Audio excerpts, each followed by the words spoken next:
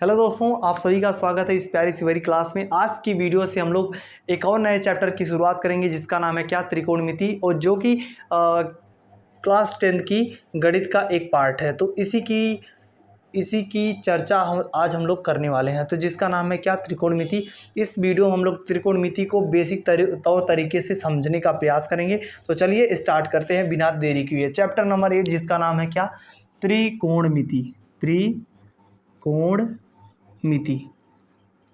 चलिए तो स्टार्ट करते हैं 20 मिनट की क्लास में। आज सभी को हम लोग बेसिक तौर तरीके से इसे समझाने का प्रयास करेंगे। तो बिना देरी किए अपने चैप्टर के ऊपर चलेंगे और एक डिस्कस कर लेते हैं अपने बेसिक टॉपिक को, कि जहाँ से त्रिकोणमिति आप सभी को आसानी से समझ में आ सके। ठीक है, तो चलिए आप सभी लोग बेसिक तौर तरीके से समझते हैं। तो इसमें बेसिक क्या लगेगा इसमें, तो बेसिक एक ही लगेगा जिसका नाम है त्रिभुज।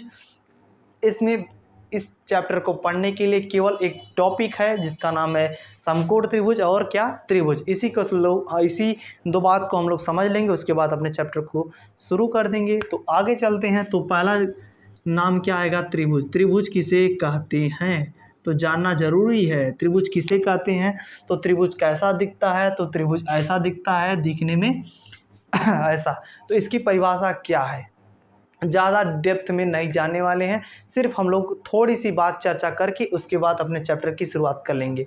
तो देखिए त्रिभुज किसे कहते हैं, तो ऐसी तीन भुजाओं से घिरी हुई बंद आकृति को क्या बोलेंगे, त्रिभुज बोलेंगे। तीन भुजा होनी चाहिए और बंद आकृति होनी चाहिए। ठीक है, तो देखिए एक भुजा हो गई, ये दूसरी भुजा, ये तीसरी भुजा, तीन भुजाओं से घिरी हुई बंद आकृति है ना। यहाँ पे बंद आकृति दिखाई दे रही, कहीं से टूटा नहीं टूटा है, तो बंद आकृति है, तो इसे हम लोग क्या बोलेंगे, त्रिभुज बोलेंगे। आप सभी को ये बात क्लियर हो चुकी होगी। तीन भुजाओं से घिरी हुई बंद आकृति को क्या बोलेंगे, त्रिभुज बोल सकते हैं, बोल सकते नहीं। ठीक है, तो दूसरी बात क्या है जो कि इस चैप्टर में काम देने वाली है, तो दूसरी बात है समकोण त्रिभुज। समकोण त्रिभुज क्या होता है, इसके ऊपर हम लोग ज़्यादा चर्चा कर लेते हैं। ठीक है, यहीं से आप सभी की ट्रिग्नोमेट्री इसी बात से निकल के आने वाली है। तो समकोण त्रिभुज को आज पूरी तरह से डिस्कस कर लेते हैं, क्योंकि समकोण त्रिभुज ही आपके चैप्टर में ज़्यादा योगदान निभाने वाला है। तो बिना देरी किए अपने चैप्टर को स्टार्ट करने के लिए इस टॉपिक को पढ़ना होगा। तो समकोण त्रिभुज कहते हैं समकोण। ठीक है, तो चलिए समकोण त्रिभुज को देखते हुए आप लोग देखिए, देखने में समकोण त्रिभुज ऐसा दिखता है, तो इसकी परिभाषा वैसा कुछ होनी चाहिए। सही है, इसकी परिभाषा होनी चाहिए। तो समकोण त्रिभुज किसे कहते हैं, इसी के ऊपर हम लोग बात कर लेते हैं। इसका नामांकन कर देते हैं ABC। इससे कोई डरने वाली बात नहीं है, सिर्फ इसका नामांकन किया गया है। ठीक है, तो चलिए स्टार्ट करते हैं। तो देखिए, ऐसा त्रिभुज जिसमें एक कोण 90 अंश होना चाहिए, उसे हम लोग क्या बोलेंगे, समकोण त्रिभुज बोलेंगे। ऐसा त्रिभुज जिसमें एक कोण कितना 90 डिग्री होना चाहिए। समकोण त्रिभुज किसे कहते हैं, ऐसा त्रिभुज जिसमें एक कोण 90 अंश होना चाहिए। आशा करता हूँ इस बात को आप लोग क्लियर रूप में समझ गए होंगे। तो ठीक है, तो समकोण त्रिभुज किसे कहते हैं, ऐसा त्रिभुज जिसमें एक कोण 90 अंश होना चाहिए। त्रिभुज किसे कहते हैं, तीन भुजाओं से घिरी हुई बंद आकृति को त्रिभुज बोलते हैं। तीन भुजाओं से घिरी हुई बंद आकृति को क्या बोलते हैं, त्रिभुज बोलते हैं। और समकोण त्रिभुज किसे कहते हैं, जिसमें एक कोण 90 डिग्री होना चाहिए, 90 अंश होना चाहिए। ठीक है, तो थोड़ी सी समकोण त्रिभुज पर और चर्चा कर लेते हैं। यहाँ तक आ चुके हैं तो थोड़ी सी और बात कर लेते हैं। तो बात करने से पहले इस पर देखिए, जहाँ से कोण माना गया, कोण के सामने देखिए, इस कोण की बात की नहीं जाएगी क्योंकि 90 डिग्री है, 90 डिग्री स्थित रहता है, ये कहीं पर कोई काम करने वाला नहीं है। ठीक है, तो देखिए इस कोण, यहाँ पे कितना कोण हुआ, 3 कोण। कैसे पता लगा, 3 भुजा है तो 3 कोण भी होना चाहिए। 3 भुजा है, 3 कोण होना चाहिए। तो 3 कोण हो गया, 1 कोण, 2 कोण, 3 कोण। त्रिभुज में कितनी भुजा, 3 भुजा। कितने कोण, 3 कोण। कितनी भुजा, 3 भुजा। कितने कोण, 3 कोण।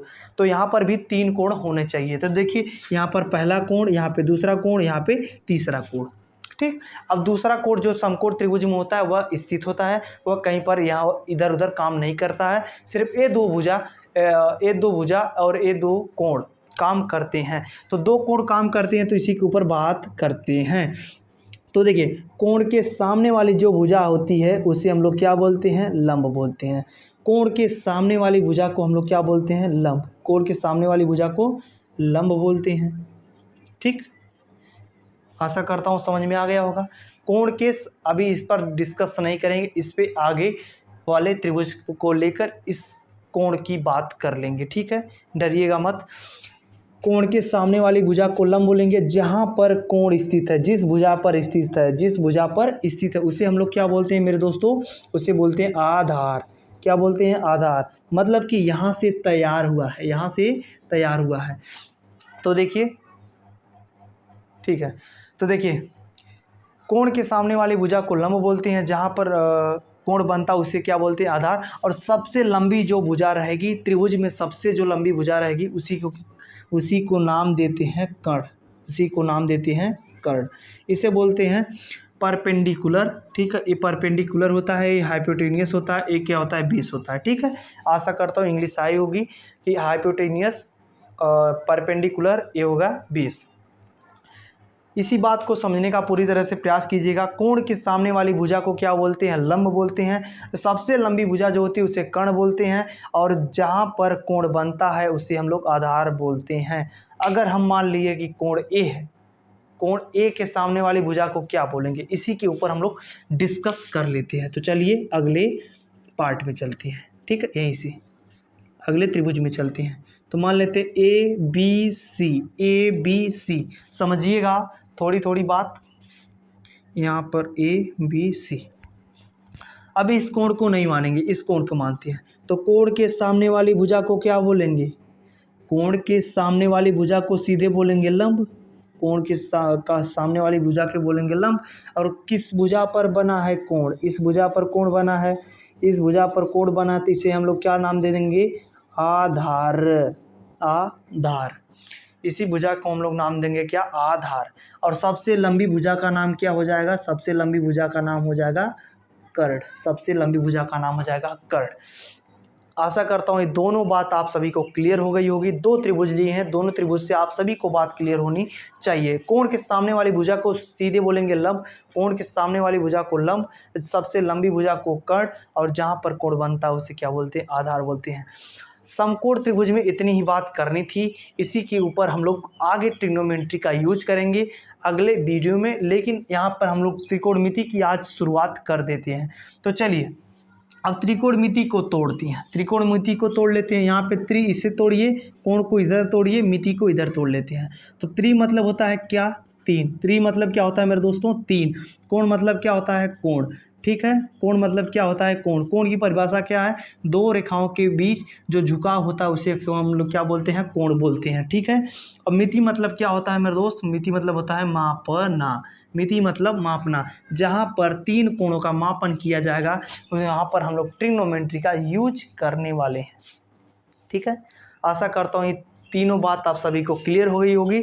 एक बार फिर से हम लोग इसी पर डिस्कस कर लेंगे। अगले वीडियो में हम लोग पाइथागोरस के ऊपर बात करेंगे। तो पहली बात क्या है, त्रिभुज की। त्रिभुज किसे कहते हैं, तीन भुजाओं से घिरी हुई बंद आकृति को क्या बोलेंगे, त्रिभुज बोलेंगे।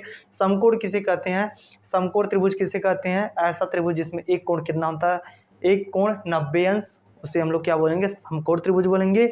उसके बाद समकोण के ऊपर हम लोग बात की है कि कोण के सामने वाली भुजा को क्या बोलते हैं, लंब बोलते हैं। कोण के सामने वाली भुजा को लंब बोलते हैं। और जहाँ पर कोण बनता है, जिस भुजा पर बनता है उसे हम लोग क्या बोलते हैं, आधार बोलते हैं। और सबसे लंबी भुजा को हम लोग क्या बोलते हैं, कर्ण बोलते हैं। यहाँ पर कुछ हमें मतभेद हुआ, मतलब कि यहाँ पर डिस्कस पूरी तरह से नहीं हो पाया था। अगर हम इस कोण के सामने वाली भुजा को लंब बोल देते हैं तो इस कोण के सामने वाली भुजा को हम लोग क्या बोलते हैं, तो यहीं पर यहाँ पर क्लियर हो चुका है कि इस कोण के सामने वाली भुजा को हम लोग क्या बोलेंगे, लंब बोल देंगे। यहाँ पर लंब तैयार, यहाँ पे आधार तैयार हो गया, उसके बाद यहाँ पर कर्ण तैयार हो गया। ठीक, आशा करता हूँ आप सभी को समझ में आ गया होगा। तो मिलते हैं नेक्स्ट वीडियो में, तब तक के लिए बाय बाय, टेक केयर।